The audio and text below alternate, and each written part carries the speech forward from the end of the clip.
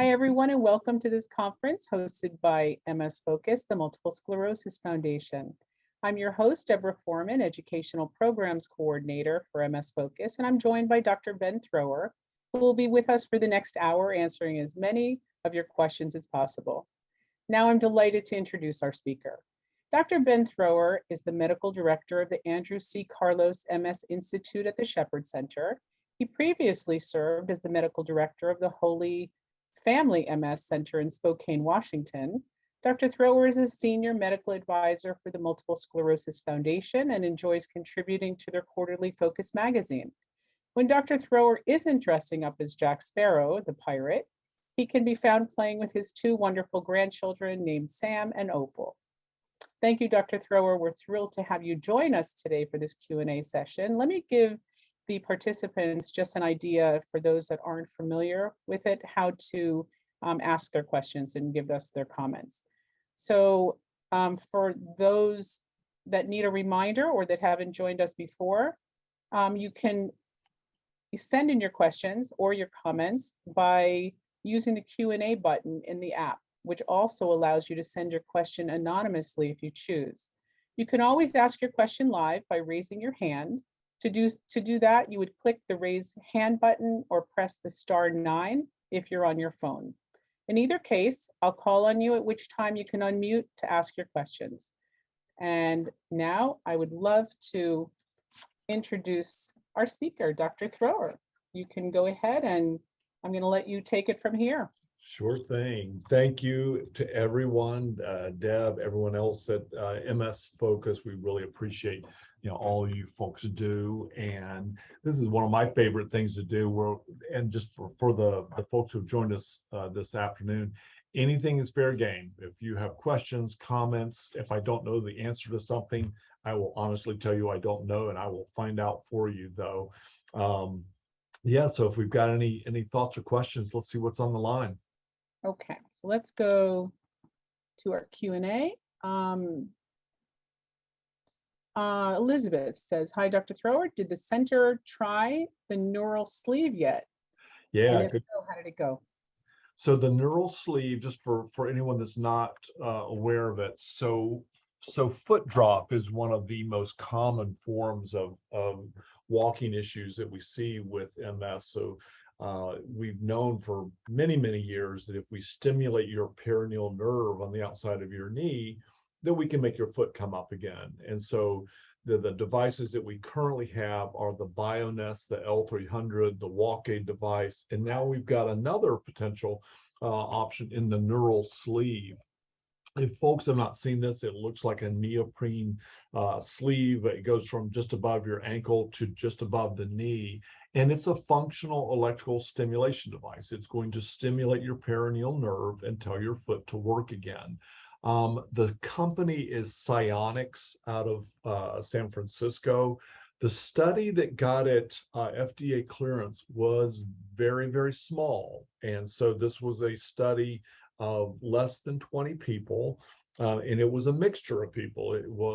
There were individuals with MS, individuals with cerebral palsy, spinal cord injury, and stroke. So the numbers look good, but I think a lot of us want to see this in real life. So we do not physically have the device in our hands at Shepherd Center yet. It is supposed to be available for commercial sale in September, October. We have the device manufacturer coming out to pay us a visit and bring some units out, show us what they look like, show our physical therapists. So hopefully September, October, when this device hits commercial sales, our team and other teams around the country are going to be ready to use this, because it's always nice to have more treatment options. I have no idea about the pricing of the device. We already know with the Bioness unit that here's a unit that's FDA approved for walking and MS for foot drop, and we still fight with insurance companies over getting that thing covered. It wouldn't surprise me if we have those same fights with the neural sleeve, but we shall see. Thank you. Anna, let's see. Dr. Thrower, please advise how to handle a vitamin D debate between my neurologist and endocrinologist. Neuro wants high numbers, while endocrinologist strongly recommends low levels. I'm in the middle. So what the data says in multiple sclerosis is, number one, that 85% of people with MS are vitamin D deficient. And number two, that doing something to get your vitamin D levels into a good normal range does seem to lower your risk of relapse and new lesions on MRI. And what most of the studies would say is a good normal range is above 50. So when we do your blood test and we get your 25 hydroxy vitamin D levels, what I like to see is a level between 50 and 70, maybe 50 and 80. So too much vitamin D, levels running above 100 for long periods of time, does carry some health risks. You have the risk of ectopic calcification. We start putting calcium in places you don't want to put it, like your kidneys. You have a higher risk of kidney stones. There is even some suggestion that if the levels are run really high for long periods of time, you could get some coronary atherosclerotic disease. You start depositing calcium in coronary arteries. There's probably a lot of individual variability in how well people tolerate high vitamin D levels. So there, we want the levels in a good range, but we don't want them super high. So I would tend to side with your neurologist, depending upon what he means by high. That said, there's another theory out there that maybe we can run vitamin D levels crazy high, like above 200 levels high, and get away with it if we could do something to block the ectopic calcification. And what might block ectopic calcification is vitamin K2. So there is a protocol out there using mega doses, like really big doses, vitamin D3, 50,000 units daily of vitamin D with K2 to try to get even more benefit from the vitamin D while blocking the side effects. I'm not ready to sign off on that yet. I don't think there's enough data yet to say that that's a safe thing to do, or that we get added benefit from running those super high levels. But just so you know, there's that whole range of thought out there. But again, I think most MS centers, vitamin D levels 50 to 70, monitor them. Yeah, check them at least once a year. If you change your dose, probably get another blood level checked in 6 months to see what the result of that change is. Great. Okay. So Anna sent in an email actually saying that UCF's Dr. Bob Wachter recently said that getting COVID right now should provide a 1 to 2 month immunity. When a person on Ocrevus gets COVID, let's see, gets COVID, my little cursor keeps moving. Hold on. When a person on Ocrevus gets COVID, do they build immunity like other people, or does Ocrevus interfere? Yeah, I think in general, Ocrevus probably does interfere. So that 1 to 2 month of your natural immunity after infection would apply to someone who's not on a therapy that alters your immune system. All of our disease modifying therapies, I think the one that we've seen the most dramatic effect in COVID immunity are probably our B cell therapies. So Ocrevus, Rituxan, Truxima, Kesimpta. So when you have a vaccination or you have a COVID infection, it's our Ocrevus patients really are not making a lot of antibodies. What we're seeing in our clinic is about 90% of our Ocrevus patients are not making much of an antibody response. That doesn't mean that you didn't make any immune response. There's a T cell response that goes alongside the antibody response. The problem is we don't have a great blood test to measure that. So sadly, when you get a natural infection, you're probably not going to get the same antibody benefit that someone not on Ocrevus would get. That's why we're having lots of conversations with our Ocrevus and other B cell therapy patients about getting a dose of Evusheld. Evusheld is a COVID monoclonal antibody. It is FDA authorized to both treat COVID and potentially prevent COVID. So these are passive antibodies. If you're on a drug that's not going to let you make a good antibody response, we can just give you some. And so that's what Evusheld does. 2 intramuscular injections, 1 in each hip, is because it's 2 different antibodies. Side effect risk is generally low. It can be hard to find. I wish that was more widely available, but if you're on a B-cell therapy, I think it's worth talking to your healthcare team about getting Evusheld. Someone's asking for you to explain stem cell. So stem cell, big topic. Always like to kind of point people towards the fact that there are 2 different types of stem cells. So there's in the MS world, we talk about hematopoietic stem cells. That's the bone marrow transplant that is looked at as a potential therapy for MS. With the idea with that is if your immune system is attacking your myelin and your axons, let's just give you a new immune system. Let's use your immature stem cells from your bone marrow, wipe out your existing immune system with chemotherapy, give you those immature immune cells back, and let you start a brand new, fresh immune system. And then there's the other type of stem cells called mesenchymal stem cells.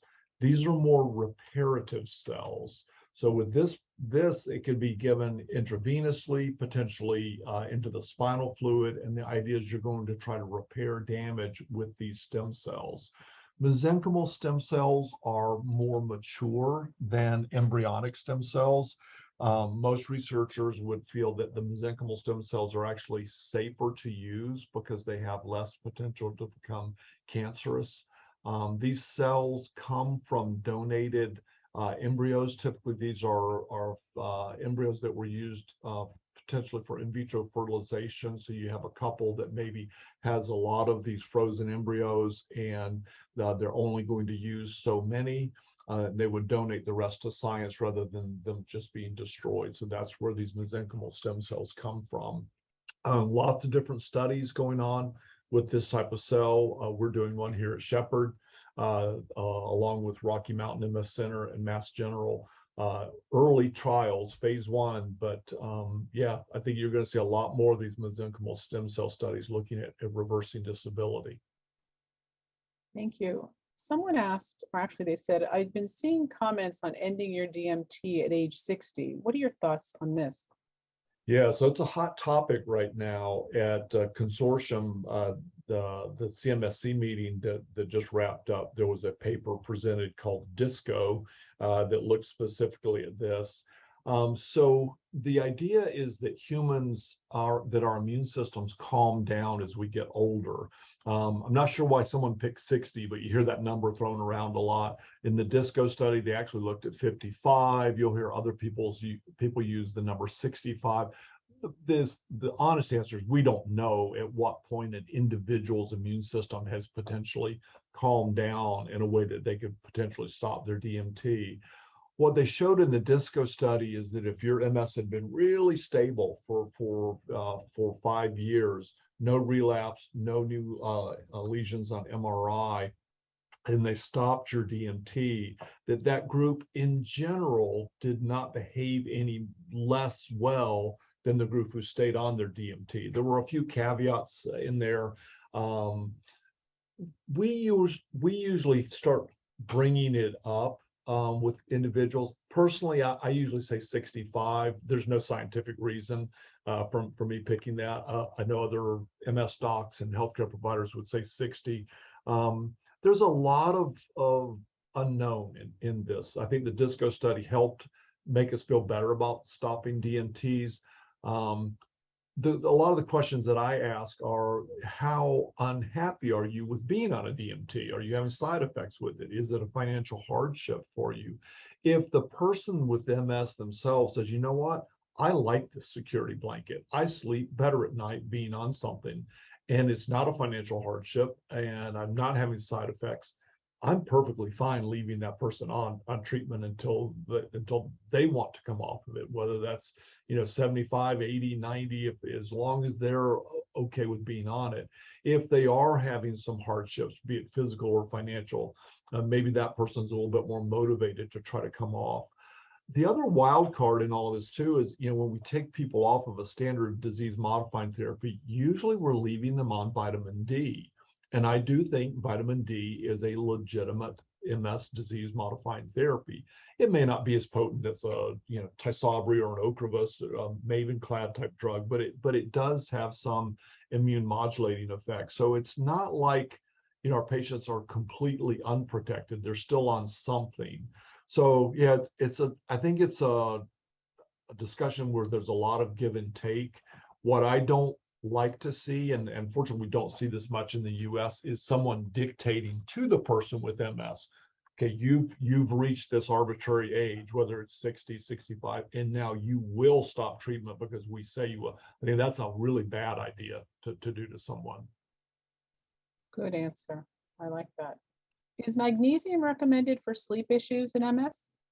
So magnesium seems to help some with leg cramps. Where I'm most impressed with magnesium is in migraine prevention, though. So it's not a direct sleep aid, but it may help with some of the symptoms that might interrupt somebody's sleep. If you start some magnesium, I usually have people do magnesium oxide, 400 milligrams a day. Be aware it can be a little bit of a stool softener in some people. That may be a good or a bad thing. I think in general, our MS community tends to run a little bit more towards the constipated side both from medications and MS. And so sometimes a little something that maybe helps with that's not a bad thing. So just be aware that magnesium can loosen stools just a little bit. Thank you. Bruce said long COVID has been shown to affect nerves and myelin. Some of the long COVID symptoms are very similar to MS. Can some of the remedies work for both?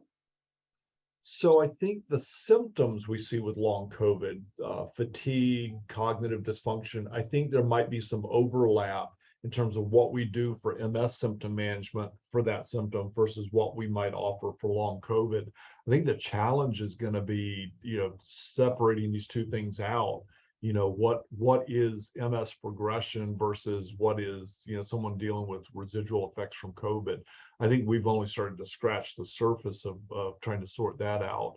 So I say, yes, we definitely can use some of our MS symptom management treatments to manage those long COVID symptoms. I don't know that our disease modifying therapies are going to play any role in long COVID.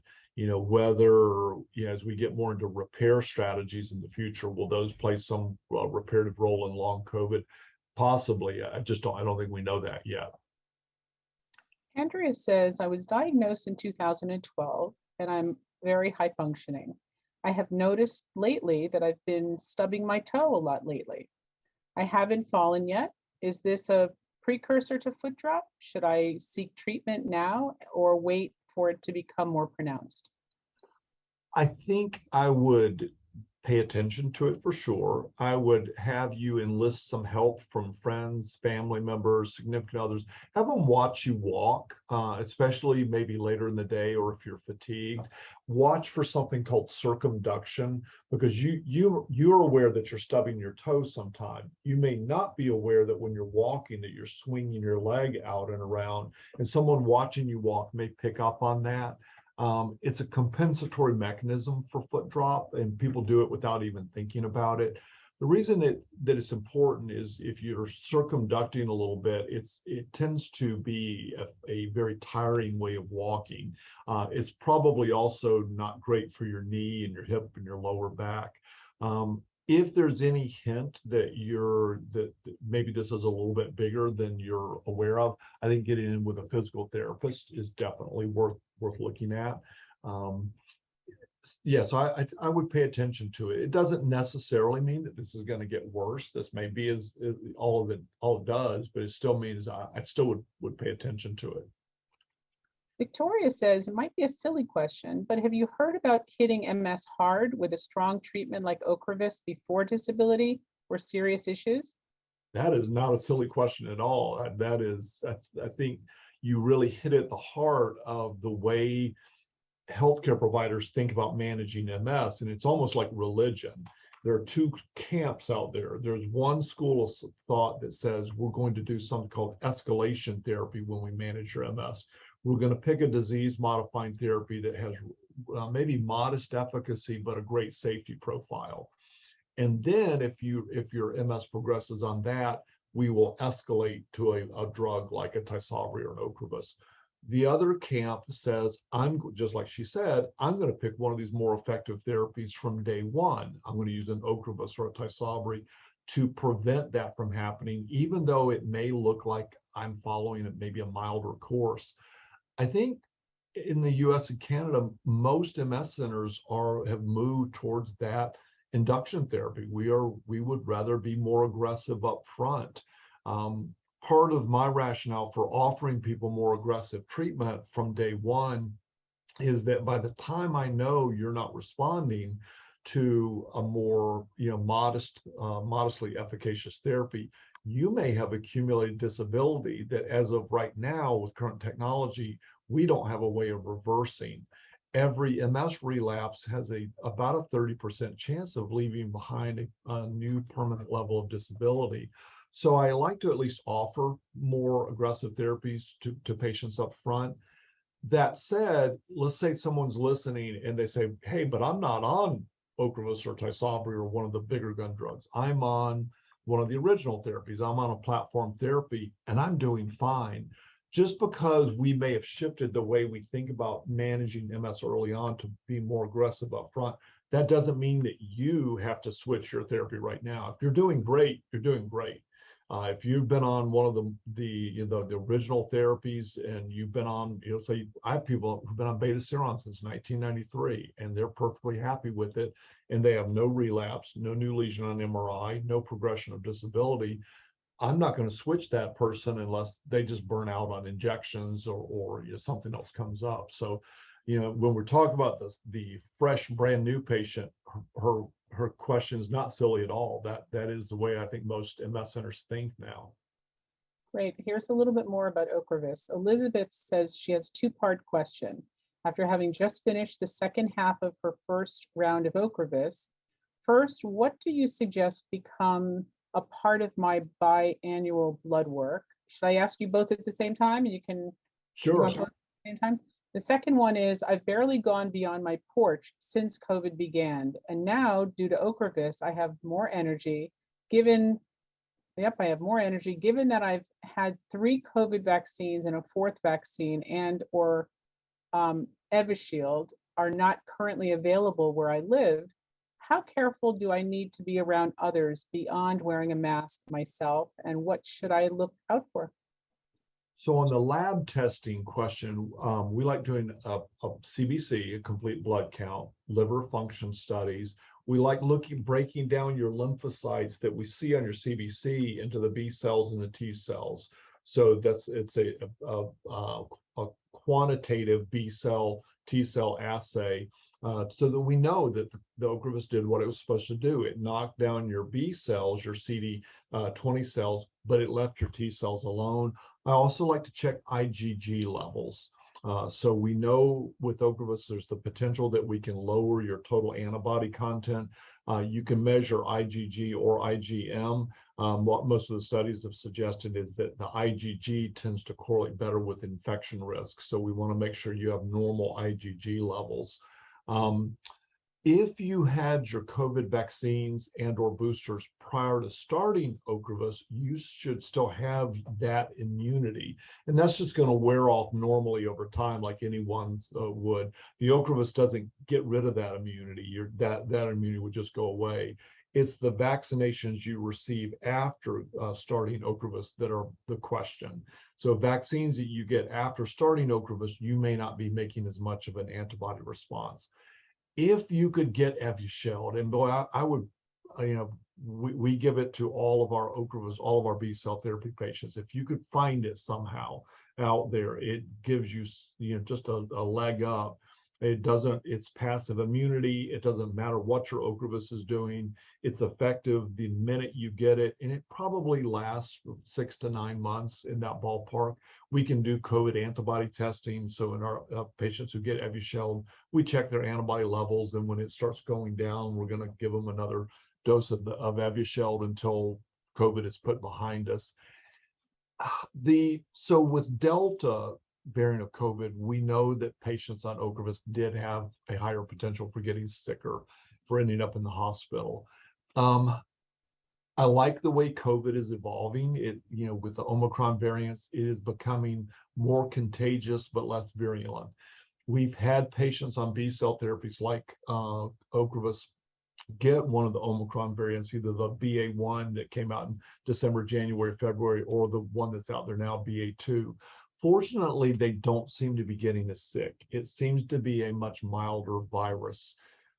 I think her question about how does she live her life, that is a tough one, because we all have different degrees of risk tolerance. We all have different personalities. How well do we shelter in place versus how much social interaction do we need? So that's a hard question. I would say, if she could get Evusheld, then I feel pretty comfortable about her being able to go out and do things. If she can't get it, again, the Omicron subvariants are much milder than what we saw before, but they can still make you sick. I mean, people can end up in the hospital. It's just less likely than Delta was. Yeah, I wish I could give a very concrete black and white, but that's kind of everything we know right now. I don't think I've asked this before, but I'm starting to question myself. Bruce said long COVID has been shown to affect nerves and myelin. Some of the long COVID symptoms are very similar to MS. Can some of the remedies work for both? We hit that one. Okay. Yeah, we got that one. Okay, good. So let me go. Sounded familiar. How do Kesimpta and Ocrevus compare? Crap gap after about 4.5 months on Ocrevus so hopefully changing to Kesimpta. Thoughts on that? Yeah, so they have the same mechanism of action. They're both anti-CD20 monoclonal antibodies. So they're targeting that CD20 receptor on B cells. I think if you are having a wearing off effect with Ocrevus, moving to Kesimpta hopefully would help address that, because it's a monthly subcutaneous dose. People need to know with Ocrevus, although the official dose that we typically do is every 6 months, we can do Ocrevus every 5 months. If you read the package insert on Ocrevus, they talk about 6 months, 6 months, 6 months, but there's a little paragraph in there where they talk about 5-month dosing. In their phase 3 studies, they did some 5-month dosing. We know from the sister medicine to Ocrevus, Rituxan, that 5 months is perfectly fine. Rituxan is used off-label in MS. We have people on Rituxan that we dose as frequently as every 3 months, depending upon what their needs are. So if you're having a wearing off effect with Ocrevus at 5 months, you could do a 5-month infusion interval, or you can move to Kesimpta like this individual is doing, and that should address it for them. And I know this is something you just addressed, but this has a little bit different component that I'd like you to address. Carol said, are you familiar with DISCO MS trial? People in later stages, retirement age of MS, stop taking DMT. My husband has had MS for 17 years, no MRI in 5 years. His MRI for brain and spine and neck showed no active lesions and no activity, and full blood work was excellent. What would you advise? So I think, in the DISCO study, they looked at stopping DMTs at 55. Again, I normally start having that discussion more in the 65 range, but there's no exact science. So sometime between 55, 65, we do start having that discussion with people. And what the DISCO study showed is that those patients who were really stable, for a period of time, when they went off treatment, they didn't seem to behave any differently than people who stayed on their DMT. What I hope, and I didn't mention this earlier, so we want people with MS to be the driver of their healthcare. We don't want someone else dictating to them. I think the DISCO study makes us feel better about stopping DMTs. Hopefully, third-party payers don't turn around and use that and say, okay, we're going to use this now to say you must stop DMTs. I don't think they will, but we'll see. So yeah, I think it is something we need to have discussions about. I was talking to an MS physician today who had an interesting thought. So when we think about the drug Mavenclad, Mavenclad, you do the 2 oral courses a year apart, and then you're pretty much done. Could that be a nice exit strategy for people who are in their late 50s, early 60s that are looking at getting off of a DMT? Give them 2 doses of Mavenclad, you're covered basically for life. Then you have some, very effective DMT. We have to talk about the risk of that drug also. It certainly is up there in terms of a more effective drug, but we've become more comfortable with the side effect profile. It looks actually fairly favorable. So could that be something that would kind of bridge that gap? So you're getting off your treatment, but you've been on treatment now that could cover you in theory for years and years and years. Interesting. Can you briefly explain neuroplasticity, and is there a point when restoring function is beyond redemption?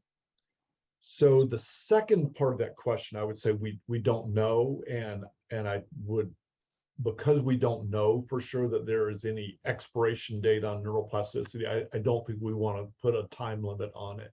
I think we always want to offer, rehabilitation and therapies that might promote neuroplasticity to anyone, regardless of how long that disability has been present.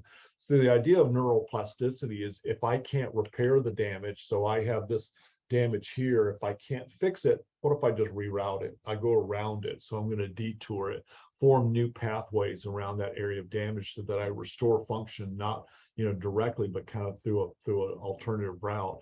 I don't think we really care how people restore function. If we want to improve your walking, whether it's remyelination or axonal regeneration or neuroplasticity, we just want people to function better. And so, yeah, I think neuroplasticity is an area that people are very, very interested in. And Sherry's talking about the DISCO subject.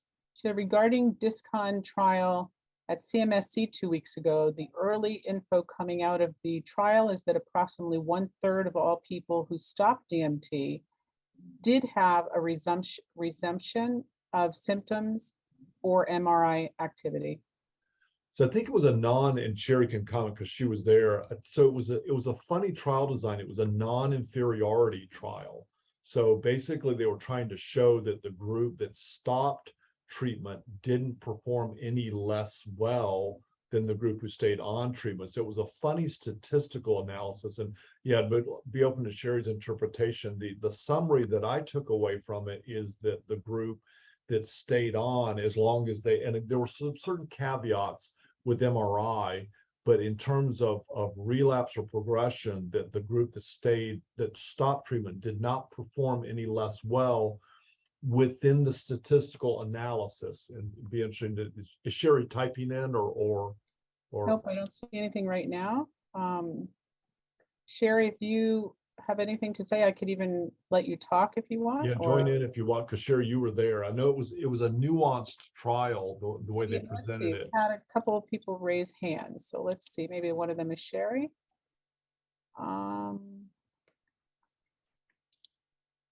Let's see. Yep. No, yes, that's one is Sherry. Okay, so Sherry, go ahead. You can talk. Hi. So what was your take home, Sherry? Again, we didn't have a one-to-one on the people that stopped or stayed on DMT. So the trial is completed and they're just collating their data right now. But what they basically, the big takeaway was, we did not think that people who had been stable for 5 years on a DMT with no MRI progression or activity would relapse. And we found that theory was not the case. That's interesting.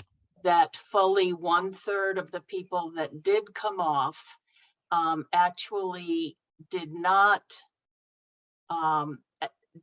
stay disease free as far as the manifestations were concerned. And some of this they were picking up on their MRIs. They were doing MRIs every 6 months on individuals who came off, and they were finding that even in the absence of a sense of relapse, the individual was still showing enhancing lesions. Yeah, I'm pulling up the poster here again. We sent our fellow there to look at it. Yeah. So what was their take-home message on that? I think the take-home message is if you have a patient who really is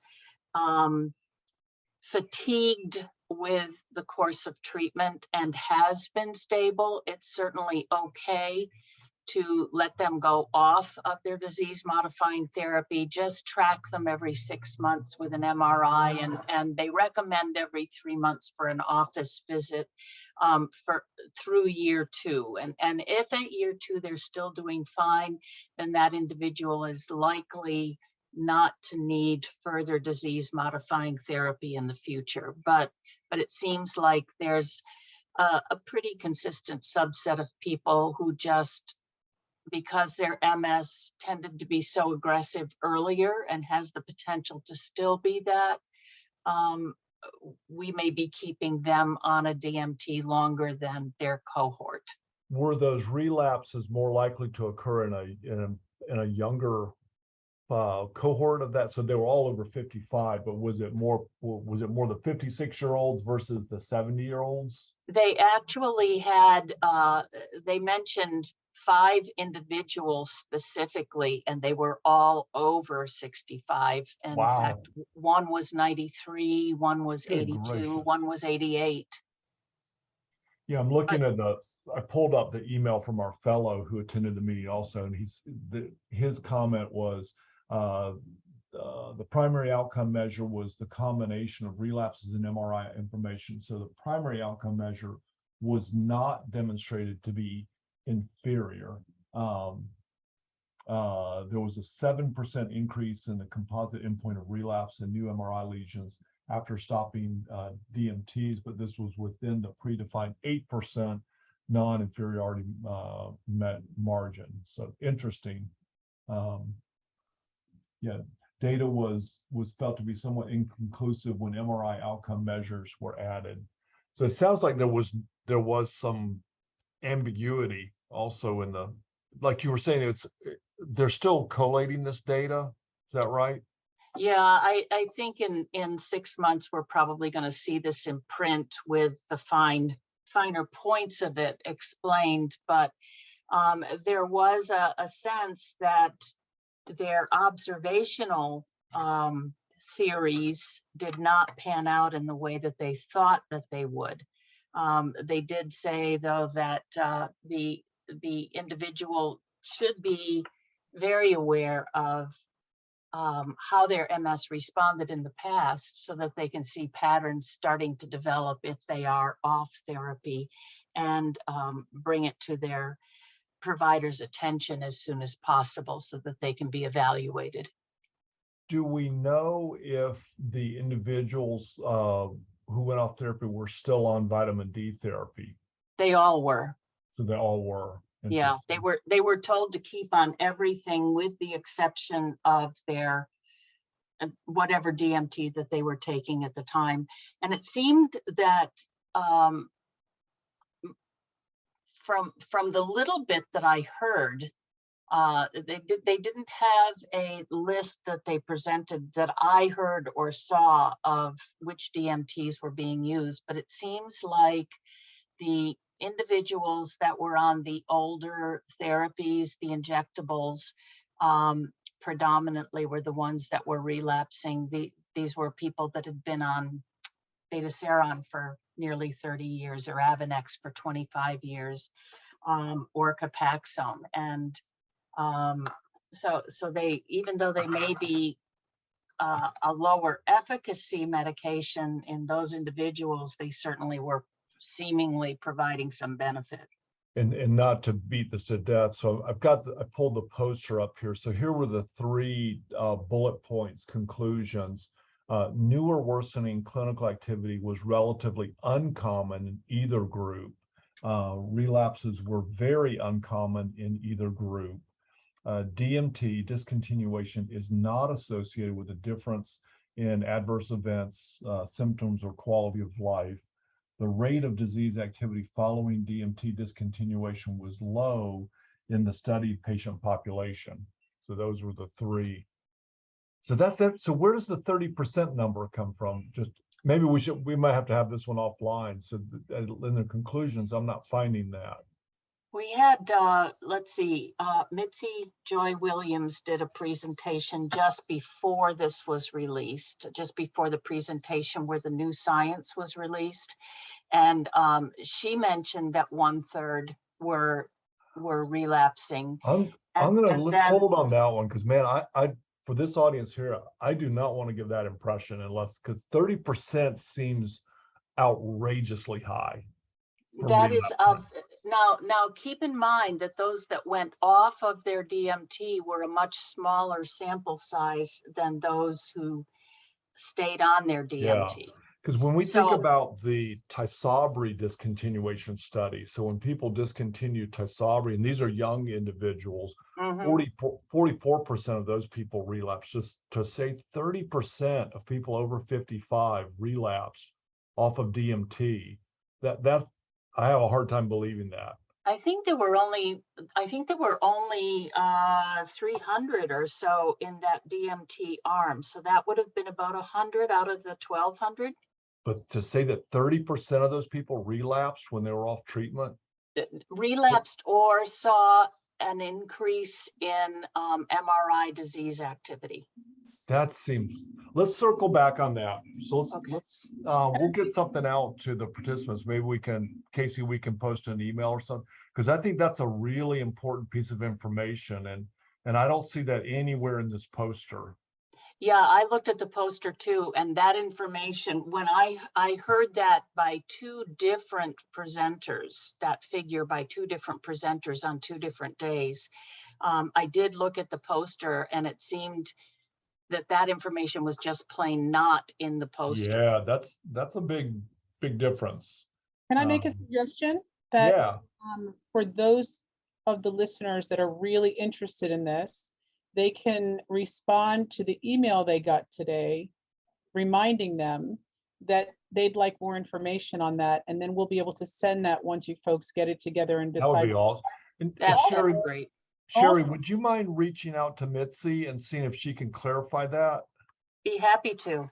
That'd be awesome. Yeah, I'd love to know where, because I mean, maybe there's something that's not been released yet but that's a huge difference. wonderful. Good Awesome. talk. Yeah, I love discussions like that. Thank you, I'll Sherry. let you take over and I'll go back on mute. No, you jump in anytime. No, You were we have- there. Doc, we have two more people that raised their hands, and I don't know if it's regarding the same subject or not. One is Karen, one is Elizabeth. Let's unmute them and just see if it's the same topic. We'll get back to them. If not, they might have another question. So, Karen, please unmute yourself. Yes, thank you. It is unrelated, but obviously related since all of this is in one big bucket, but not about the DISCO study specifically. I was diagnosed at age 60 and have been on a DMT since then. I'm 63 now. So I don't have a lifetime of disease modifying therapies or MS therapies. Is the reason to bring someone off because at their age it's more dangerous to be on disease modifying, or is it the accumulation of having been on it? So I don't think it's that. I don't think your risk of side effects at age 60 is really dramatically different. Now you could say that with a immunocompromising drug, maybe a B cell therapy like an Ocrevus, Right. maybe So maybe your tolerance for being immunocompromised might be less than say a 20-year-old, but I think so we'd have to factor that in. So I don't think it's so much from a safety issue. It's probably more of a financial cost, physical hassle, factor, just fatigue of being on the medications. Now, as we get older, our immune systems do calm down some. So, pneumonia that may not be as problematic for 40-year-old could be significantly problematic in a 75-year-old. So I guess there is that safety factor to put into there. You don't like to think that the finances are what's driving any of this, but I'm sure that's an insurance carrier somewhere behind the scenes that discussion probably is occurring about cost utilization and the benefit of are we seeing ongoing benefit, and does it justify the financial cost? I think your situation's tough because it's like you said, you don't have a 20-year track record of being on a disease modifying therapy. You're getting started at age 60. I think it's, if something motivated a healthcare team to put you on a Kesimpta at this point, being diagnosed at age 60, I probably would stick with it for a while. Right. So that people aren't coming off because they're starting to get sick and it's dangerous and you just shouldn't be this old to be taking it. It's more of, as you said, the wear and tear and the finances. Yeah, I think in general that's true.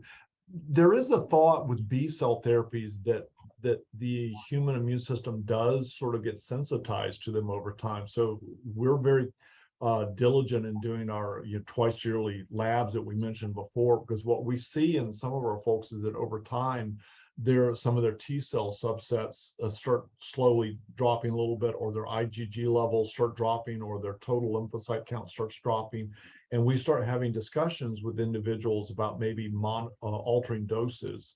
Don't know quite what we're going to do with Kesimpta yet, but with Ocrevus, that may mean having their dose from 600 to 300 milligrams or pushing their intervals out further. I've not done it with Kesimpta, but maybe we start looking at smaller doses of Kesimpta if we see some of those lab parameters changing. So what is the bottom on the IgG or the total lymphocyte that you don't want? So I don't know that anyone has an absolute number. So my comfort level with absolute lymphocyte counts is I would love to see them definitely stay above 500. I start getting a little antsy when they get around 700. CD4 and CD8 counts, your T cell subsets. I really like to see them in the normal range. If they're trending downwards, I start having that discussion with the patient about maybe altering their dose. And we have to then couple the labs with how the person's doing clinically. If they're having recurrent upper respiratory infections or recurrent urinary tract infections, maybe my threshold for lowering that dose is even smaller. And is that what the lab calls it, a CD4 or CD8 when I have my blood panel done? Yeah, it's called different things. So we do the Mayo Clinic assay, and in the Mayo Clinic lab catalog, it's called quantitative lymphocytes. Okay. Thank you, Karen. Thank you so much. Absolutely. Okay, so we do have another caller, another person with their hand up, but I'm going to go ahead because we have so many questions. Elizabeth, I'm sorry, but I'm going to have you wait for a couple minutes and we're going to go back to some questions in our Q&A. Let's see. Also, follow up to question 2 after COVID while on Ocrevus question. If I just came off of Tecfidera, which affects T cells, and now on Ocrevus, which affects B cells, does that mean I don't have protection with T or B cells? So it depends upon how you did on Tecfidera. So ideally, the person on Tecfidera has not dropped their T cell subsets. But the reason we take some people off of Tecfidera is because it did. So it either lowered their total lymphocyte count or their CD4, CD8 counts. If that was the reason why the person came off of Tecfidera, she's right. You are now going on a therapy that's now hitting your B cell subsets, or are you potentially hitting both major components of your immune system. Personally, I like to wait on starting a B cell therapy in someone who's coming off of Tecfidera if it was due to those lymphocyte counts being low. I like to wait till their lymphocyte counts have started to come back up into at least a low normal range before I start the Ocrevus for that reason. Vitamin D, I do my best when my 25 OHD levels are in the 30s and vice versa. If the level goes into the 50s, I get rashes, calcifications in soft tissues, etc. I've discovered that when my MS is more active, the 25 OHD level goes down, but the 1.25 OHD level goes higher, and I get calcifications along my neck. Any thoughts on that in particular? So I've heard people say something that they do, even though we would like to see the 25 hydroxyvitamin D levels up in that 50 to 70 range, I've heard an occasional individual like this person say, there's something that just doesn't feel right. I'm not sure we have an explanation for why that would be, but that's the individualized nature of medicine. If that person feels better with a 25 hydroxyvitamin D level in the 30s, I think we probably have to go with it. It might be interesting in someone like that to have them try vitamin K2, which should help prevent ectopic calcification, to see if that would let them then tolerate having their 25 hydroxyvitamin D level more up in that 50 to 70 range. Yeah, and then again, K2 is easy to get, over the counter, generally has a good safety profile. Yeah, so could be an interesting thing to see if it lets them tolerate the higher doses.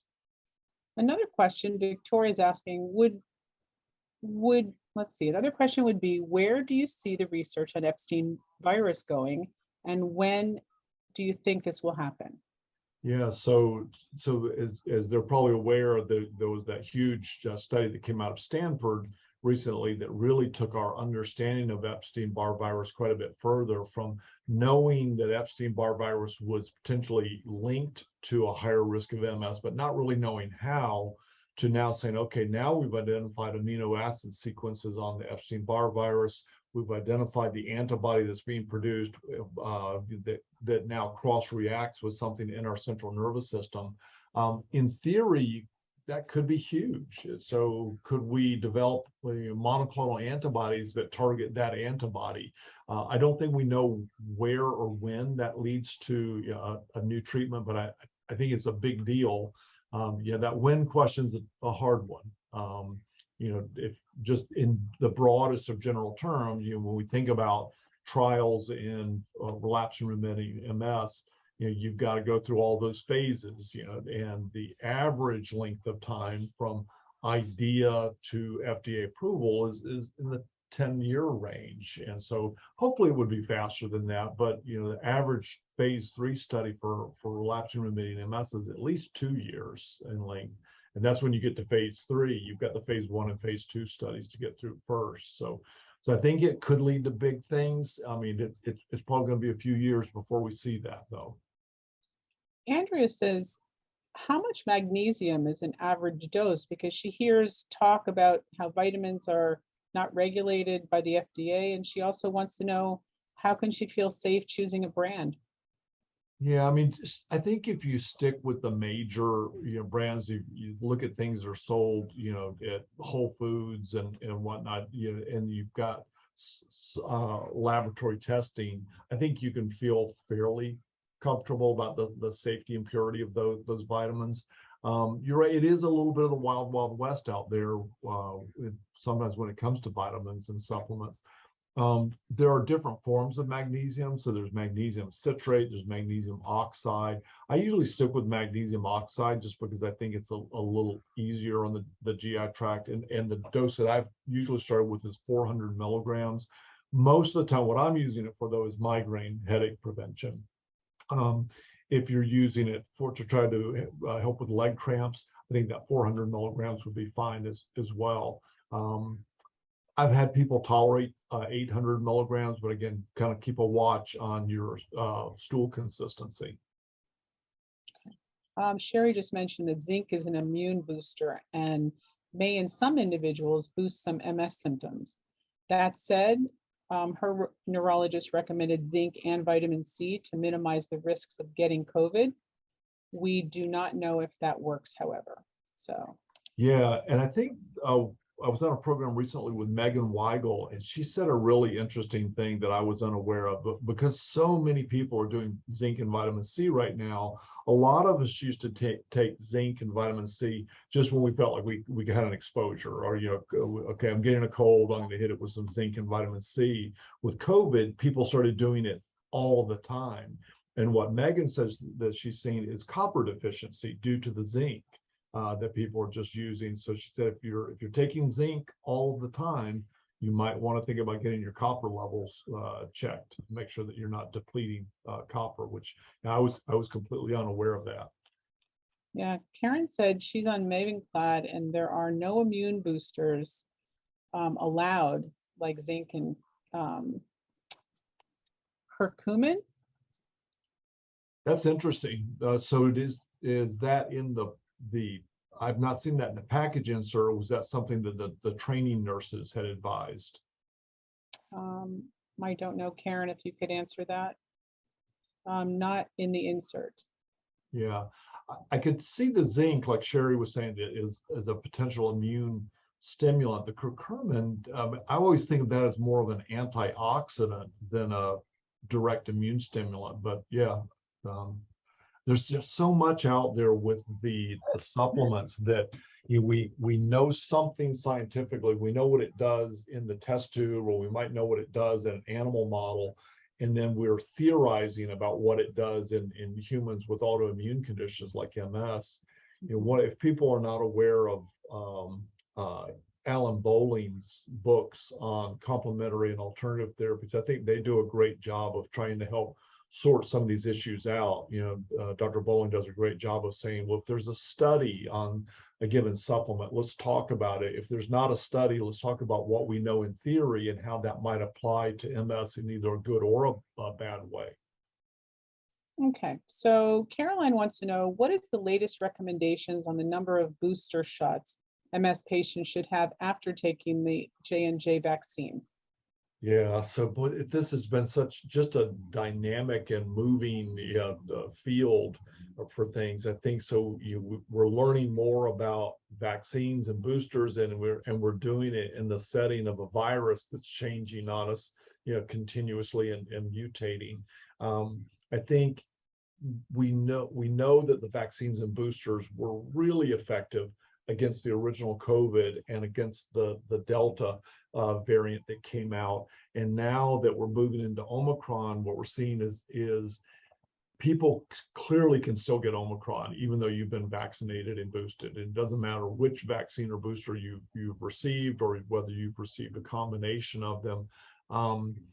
The data would suggest that you have a lower risk of hospitalization with the Omicron subvariants if you've been boosted. That said, most people are having much milder illness if they get Omicron. So it's hard to know how to really advise people on the boosters at this point. When I was having this discussion back when it was Delta, absolutely I was encouraging people to get boosted. I wouldn't discourage someone from getting boosted, but I also want them to realize you can still get the Omicron subvariants if you're boosted. For my high risk populations, like the Ocrevus patients, that's why I like the Evusheld so much. Is it just, I know I'm giving you antibodies. I don't have to depend upon what the booster or the vaccine is going to do for you. So right now the additional booster is available out there for people over age 50 if you're in a higher risk population. So maybe you're on a disease modifying therapy that might have immune compromised you. We can certainly provide a letter so that you could go ahead and, even if you're under age 50, so that you could still get boosted. And we're having those discussions with patients. Although honestly, most of my higher risk patients, I'm kind of saying, I'm not going to worry about the booster. I'm just going to give you Evusheld, and that way I know you've got antibodies. Thank you, doctor. And we have quite a few questions left, but what I'm going to suggest to everyone is if your question has not been answered and you'd really like the answer, I'm sure Dr. Thrower would be happy to answer it. So if you were to just read, like I said before, respond to the email that you got earlier, reminding you of this, of the webinar, just go ahead and respond by asking your question. We'll send it off to Dr. Thrower. He'll, I'm sure, be kind enough to respond as he normally does. And then we'll get it back to you because we're really at the end of our time. So if you missed any part of this conference, it has been recorded and will be available through the MS Focus Facebook and YouTube channels. Reply to your registration email for information on how to access recordings or sign up for our newsletter to learn about upcoming events. Our next teleconference will be this Thursday, 2 days from now on June 16th at 3:00 p.m. Eastern. MS Focus's very own patient healthcare liaison and MS certified nurse, Sherry Binns, will be hosting her bi-monthly MS community chat. She's actually asking for people who are exhausted from pain and, none of their meds are really working for that to come, because she'd like to discuss that with you. And let's see, as you leave the conference today, a survey is going to pop up. And we ask that you please take a moment just to give us your feedback on the program today and your suggestions for future topics so that we can make sure to provide the very best for you in the future. Our sincere thanks to all of our attendees for your participation, and especially to Dr. Thrower for your willingness to share time out of your busy schedule every single month to educate all of us. Goodbye, everyone, and we look forward to seeing you next time. Thank you. Take care, everybody.